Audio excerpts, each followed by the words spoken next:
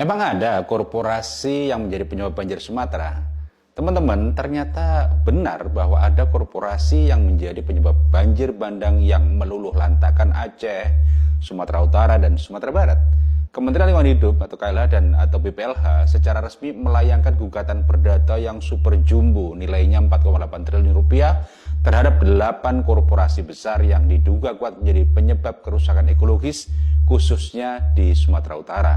Siapa saja mereka? Ada nama-nama besar seperti PGA Green Cloud Resources, PT Toba Pulp Lestari, Sarwala Operation Limited, PT Sumatera Pembangkit Mandiri, PT Teluk Nauli, PT North Sumatera Hydro Energy, PT Multisibulka Timber, dan PT Perkebunan Nusantara 4 Kebun Batang Toru. KLH atau BPLH juga melakukan penyegelan terhadap sejumlah perusahaan di 3 provinsi terdampak. Ini hanyalah sebagian kecil korporasi yang sudah terverifikasi melakukan pelanggaran peraturan perundang-undangan terkait lingkungan hidup. Deputi Bidang Penegakan Hukum Lingkungan Hidup atau Gakum KLH atau BPLH Rizal Irawan menjelaskan KLH telah dan sedang melakukan verifikasi lapangan terhadap 70 perusahaan yang berada di 3 provinsi terdampak banjir Sumatera, baik yang berkontribusi aktif, yang diduga berkontribusi, maupun juga yang tidak berkontribusi. Dari 70 entitas badan usaha tersebut, 11 entitas di Aceh, 8 di Sumatera Utara, dan 12 di Sumatera Barat yang telah dijatuhi sanksi administratif. Di luar itu, seperti masih banyak lagi sih korporasi, baik yang beroperasi secara legal maupun ilegal, yang patut diduga melakukan pelanggaran hukum. Tentu kita berterima kasih ya bahwa negara bertindak tegas karena operasi perusahaan-perusahaan ini dinilai telah merusak daerah aliran sungai dan menggunduli hutan penyangga yang seharusnya melindungi rakyat dari bencana.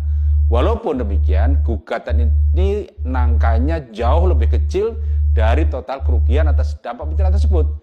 BNPB saja mengajukan penambahan anggaran untuk penanganan dan pemulihan dampak banjir mencapai 70 triliun rupiah, naik dari perkiraan sebelumnya sejumlah 51 triliun rupiah.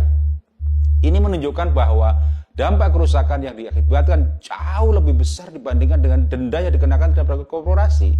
Tapi ada benang merah yang sama dari korporasi yang melakukan pelanggaran hukum, eksploitasi yang mengakibatkan daya dukung dan daya tampung atau carrying capacity lingkungan. Itulah yang terjadi.